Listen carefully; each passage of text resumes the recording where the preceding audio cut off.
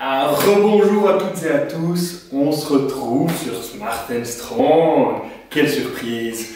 Et aujourd'hui on se retrouve pour une nouvelle vidéo durant laquelle on va parler de force de préhension, de grippe et savoir comment on peut travailler ça pour les sports de force, pour devenir un meilleur athlète et ne plus manquer ses deadlifts en haut et rater tout plein d'autres mouvements, que ce soit en strongman, le farmer's walk, et voilà. Donc avant qu'on commence, n'oublie pas de lâcher un like, de t'abonner, d'activer les notifications et pourquoi pas de commenter la vidéo. Allez, on est parti! Parmi les différentes raisons de travailler son grip, j'en retiens 3. La première étant liée à l'activité que tu pratiques. Si tu pratiques des sports de force, tu veux bien évidemment pouvoir sortir le total le plus important lors de la compétition. Et en powerlifting, souvent, il arrive que de nombreuses personnes manquent leur deadlift lors du 3e essai, voire éventuellement du 2e essai, suite à la fatigue, suite au fait que ce sont des charges qui n'ont jamais été utilisées auparavant. Et donc, entraîner son grip va te permettre de pouvoir, a priori, moins souvent rater tes 3e essais.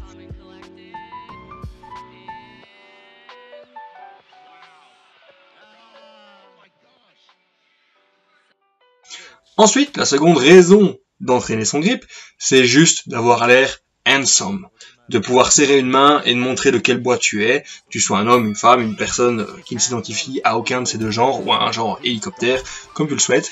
Pas de jugement chez Smart & Strong. Et donc ça va juste te permettre d'instaurer, si tu le souhaites, un rapport de force, ou de montrer, justement, que tu ne te laisses pas faire avec la personne que tu as en face. On se rappellera tous de Donald Trump, le bullying, le type qui bully les gens en leur serrant la pince. Et enfin, troisième raison de travailler son grip, c'est que la force de préhension est corrélée avec une espérance de vie plus longue chez les personnes âgées.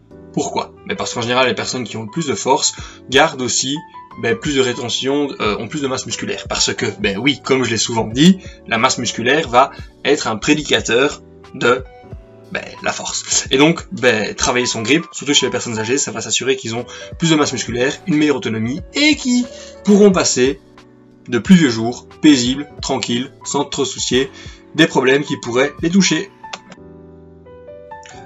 Maintenant qu'on a abordé le premier point sur pourquoi travailler son grip, abordons le point sur comment améliorer son grip.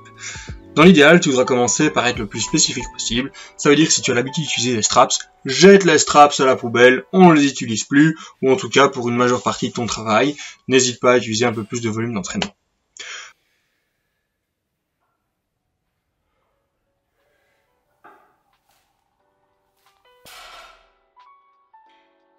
Ensuite, deuxième possibilité, c'est de faire ce qu'on appelle des deadlift top hold, et du coup de maintenir la barre plus longtemps en haut du mouvement de deadlift. Alors tu peux le faire selon la prise que tu utilises. Si tu utilises un double overhand grip, un hook grip ou un mix grip, tu peux utiliser chacune de ces méthodes-là, mais bien sûr utilise la méthode que tu utilises en compétition. Et également, si tu as un style conventionnel ou sumo, utilise plutôt ça. Tu peux le faire à la fin de chaque série de deadlift ou prendre à la fin de ton entraînement, juste monter la barre et la maintenir la plus haut en position.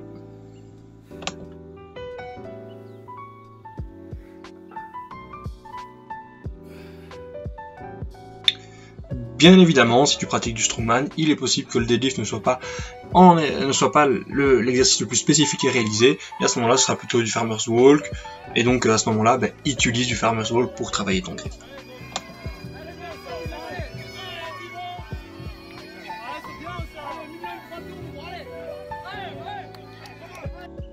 Deuxième chose que tu peux faire pour travailler ton grip, c'est tout simplement ne pas utiliser le strap lorsque tu fais des exercices d'assistance comme des tractions, du rowing, et donc juste avoir plus de volume sur tes avant-bras.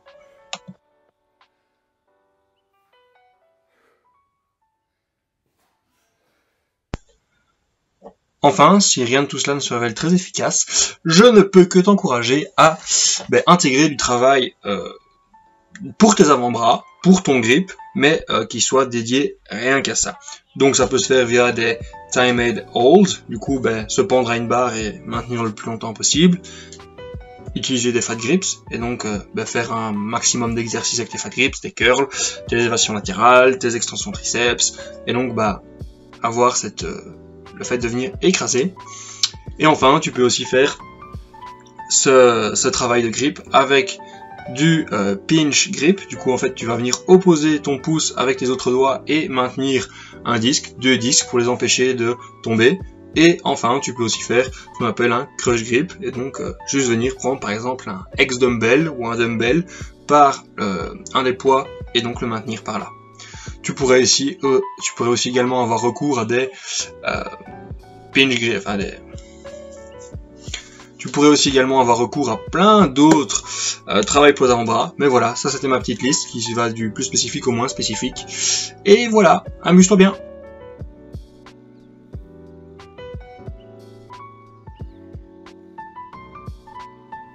J'espère que la vidéo t'a plu. On se quitte là-dessus. On se retrouve la semaine prochaine pour de nouvelles aventures. Et en attendant, surtout, n'oublie pas, stay smart, get strong.